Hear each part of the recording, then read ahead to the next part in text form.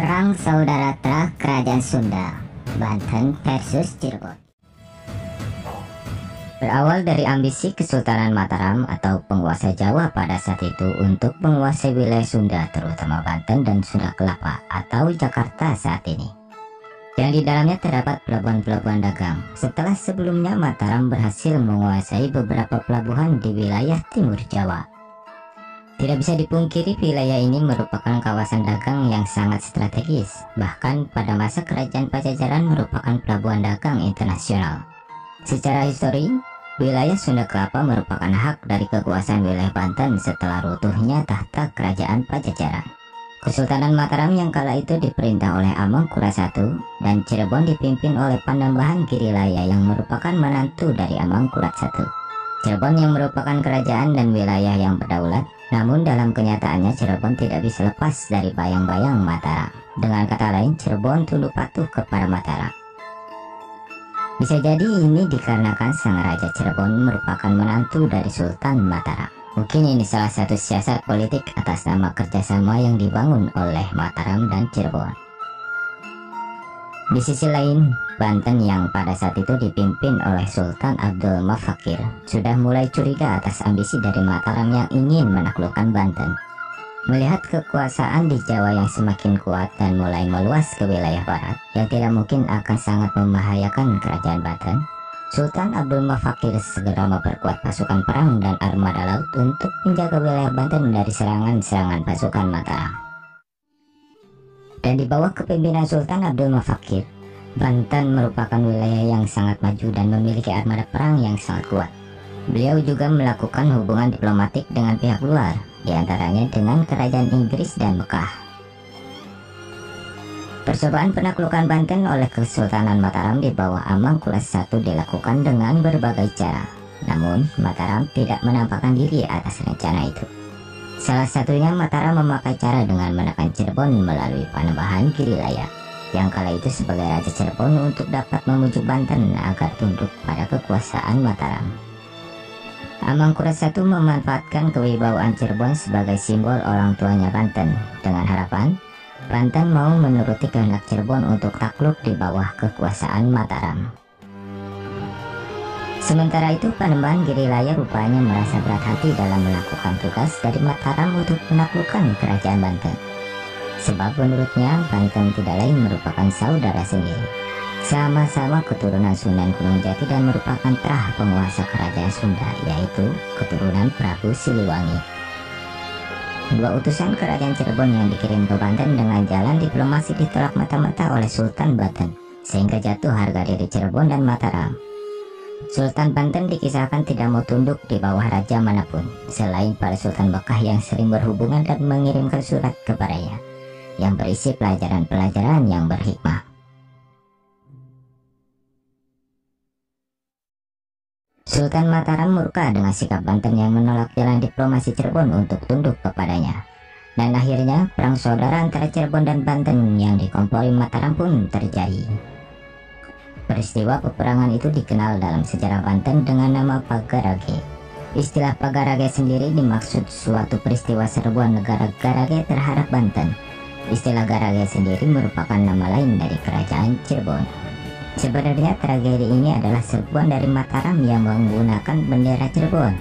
Dengan kata lain, Mataram memanfaatkan Cirebon dari tujuan utamanya untuk menaklukkan kerajaan Banten.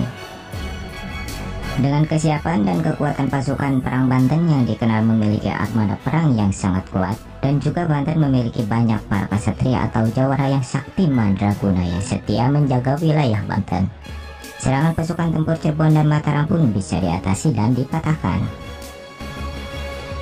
Dengan menggunakan 60 kapal, berangkatlah pasukan Cirebon ke Banten. Setelah sampai di perairan Sumur Angsana, mereka memutuskan berlayar ke hulu sungai untuk membakar tanah Harap. Rencana penyerangan pasukan ini sudah didengar oleh Sultan, maka dikirimlah satu pasukan perang Banten oleh Sultan. Mereka berangkat dengan menggunakan 50 kapal perang.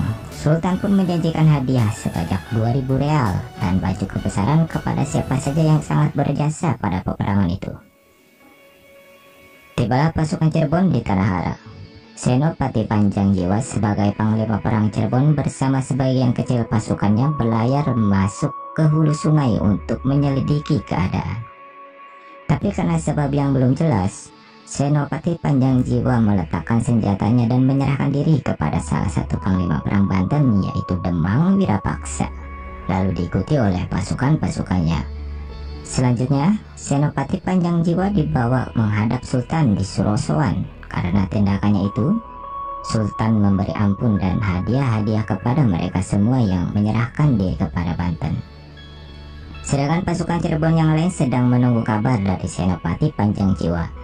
Dihilir melihat banyak senjata yang hanyut di sungai, mereka menyangka di hulu sungai sedang terjadi pertempuran hebat antara pasukan Panjang Jiwa dengan pasukan Banten. Dengan segera mereka berlayar ke hulu untuk membantu temannya.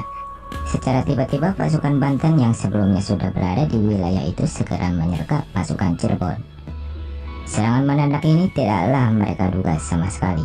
Pertempuran ini berlangsung dengan hebat, tapi akhirnya dari 60 buah kapal perang Cirebon tinggal satu kapal yang dapat melarikan diri dan kembali ke Cirebon. Sedangkan yang lainnya berhasil ditawan dan sebagian lainnya berhasil dihancurkan oleh pasukan Banten.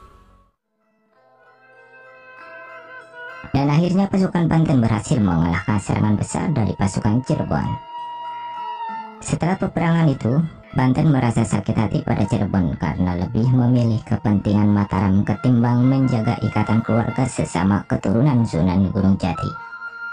Sementara di sisi lain Panembahan Girilaya yang setengah hati melakukan upaya penaklukan, kredibilitasnya jatuh di mata Amangkurat I. Cirebon dianggap tidak loyal pada Mataram. Cirebon di bawah Panembahan Girilaya seperti buah simalakama. Di satu sisi dijauhi oleh Banten, di sisi lain dianggap pengkhianat oleh Mataram.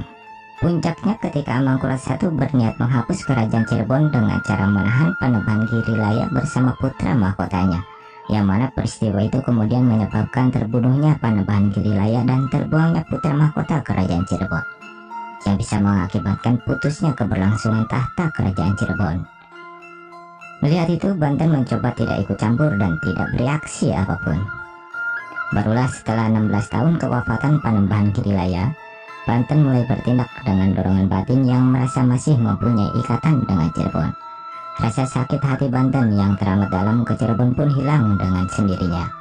Banten melakukan pengawasan dan mengirimkan mata-mata atau telik sandi ke wilayah Mataram dengan maksud untuk memantau keadaan Mataram.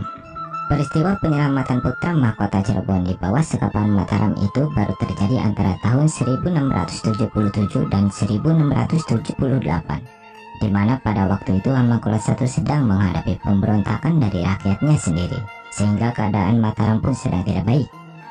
Melihat keadaan itu, Banten langsung memanfaatkan situasi dengan melakukan penyelamatan terhadap putra mahkota Cirebon yang disekap oleh Mataram.